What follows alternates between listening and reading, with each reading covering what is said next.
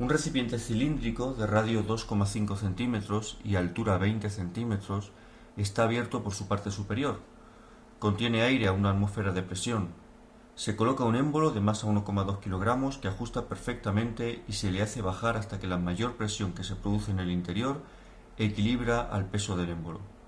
La primera pregunta es ¿qué fuerza ejerce la presión atmosférica sobre la cara superior del émbolo? Bueno, vamos a pasar a una nueva página en la que hay un pequeño diagrama de la situación. Aquí en primer lugar tenemos el cilindro vacío con sus dimensiones. El radio del cilindro es 2,5 centímetros y la altura 20 centímetros.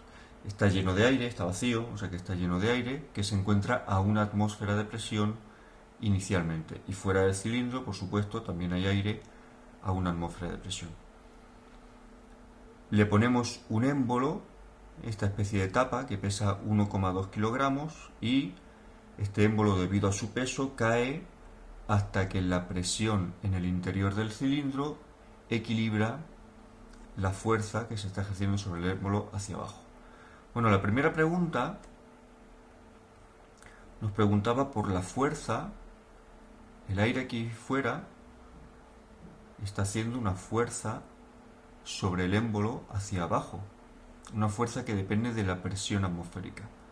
Bueno, la definición de presión es que es fuerza partido el área sobre el que actúa esa fuerza, pues la fuerza será la presión por el área.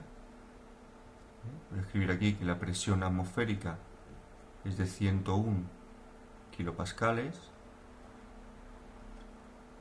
Así pues, la fuerza que el aire ejerce hacia abajo, el aire exterior al cilindro está ejerciendo sobre el émbolo hacia abajo, es 101 por 10 elevado a 3 multiplicado por el área. El área es pi por el radio al cuadrado. Bueno, pues el radio aquí está dado en centímetros, lo vamos a pasar a metros, serían 0,025 metros. Así que aquí tendremos que escribir 0,025 al cuadrado. La fuerza que el aire ejerce sobre el émbolo hacia abajo, si hacemos esta cuenta, es de 198 newton.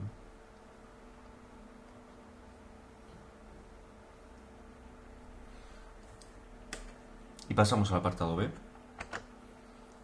Nos preguntan qué fuerza debe ejercer el gas contenido bajo el émbolo para mantenerlo en equilibrio y cuál es la presión en el recipiente.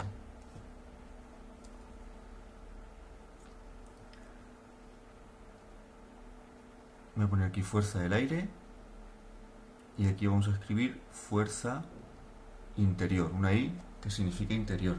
Bueno, la fuerza que la presión del aire interior debe hacer hacia arriba debe compensar las fuerzas hacia abajo. Ahora bien, no hemos puesto todas las fuerzas que se ejercen sobre el émbolo hacia abajo. Nos falta una muy importante, y que es la fuerza de la gravedad. Sobre el émbolo actúa hacia abajo la fuerza de la presión atmosférica del aire exterior y además la fuerza de la gravedad que también lo empuja hacia abajo. La fuerza de la gravedad que tiene un valor de masa por gravedad. Así que, puesto que al final este émbolo está en reposo, deben cancelarse las fuerzas hacia abajo con las fuerzas hacia arriba. Masa por gravedad más la fuerza del aire, que hemos calculado que es 198, debe ser igual a la fuerza del aire interior, para cancelarse. Bueno, la masa son 1,2 kilogramos, la aceleración de la gravedad 9,8 metros partido segundo al cuadrado, pues la fuerza que hace el aire interior sobre el émbolo hacia arriba es de 210 newton.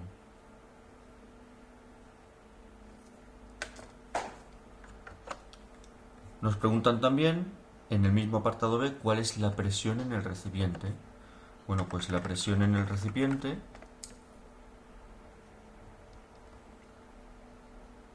debe ser igual a la fuerza dividida por el área en el que se ejerce esa fuerza, es decir, 210 newton, y el área es pi por el radio al cuadrado. el radio de la tapa o el radio del émbolo al cuadrado. Si hacemos esta cuenta, obtenemos que la presión es de aproximadamente 107 kilopascales, 107.000 pascales. Bueno, esto es la presión interior.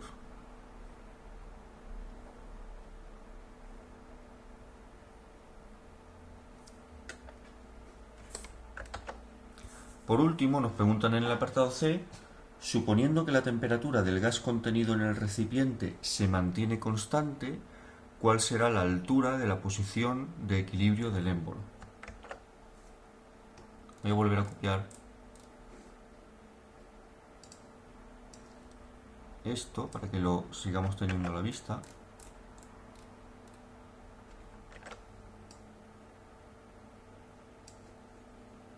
¿Vale? Y vamos a el apartado C.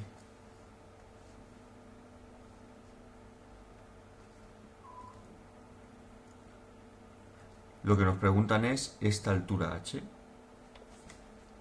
Bueno, como la temperatura se mantiene constante, a partir de la ley de los gases ideales, podemos aprovechar o podemos escribir esta expresión que conocemos, que se cumple cuando la temperatura se mantiene constante, que es que la presión 1 multiplicada por el volumen 1 antes de cierto suceso es igual a la presión 2 multiplicada por el volumen sub 2, es decir, después de cierto suceso. La presión antes de poner el émbolo es la atmosférica, 101 por 10 elevado a 3 pascales. El volumen 1, el volumen que ocupa esta cantidad de aire antes de poner el émbolo, será el área de la base multiplicado por la altura. Ese es el volumen del cilindro. Voy a escribir aquí la A como área de la base multiplicada por la altura del cilindro. Pues esto debe ser igual a la presión después de poner el émbolo, que acabamos de calcular que es de 107 kilopascales.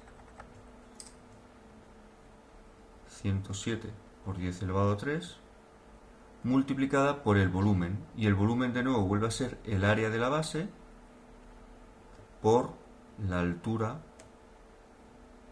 que ocupa ese aire, ese mismo aire que hemos comprimido. Bueno, el área de la base se nos cancela y de aquí podemos despejar que la altura 2 es igual a 101 por 10 elevado a 3 por la altura 1, vamos a ponerla en metros, aunque podríamos ponerla en centímetros, son 0,2 metros, dividido 107 por 10 elevado a 3, que pasa al otro lado dividiendo. Esto con esto se nos cancela, y si hacemos la cuenta, obtenemos que son 0,189 metros o 18,9 centímetros, que es la altura a la que se queda el émbolo. Baja muy poquito más de 1 centímetro.